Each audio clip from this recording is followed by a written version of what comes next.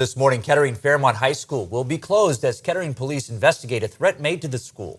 The school sent us a statement that said the Kettering Police Department's social media forensics team is investigating that social media threat. And that statement went on to say, quote, "We pledge to pursue any and all legal action once the KPD has identified the perpetrator or perpetrators who posted this threat and any other individual who may have any knowledge relative to the posed threat." The school asked anyone with information to call Kettering Police. Again, Fairmont High School closed today.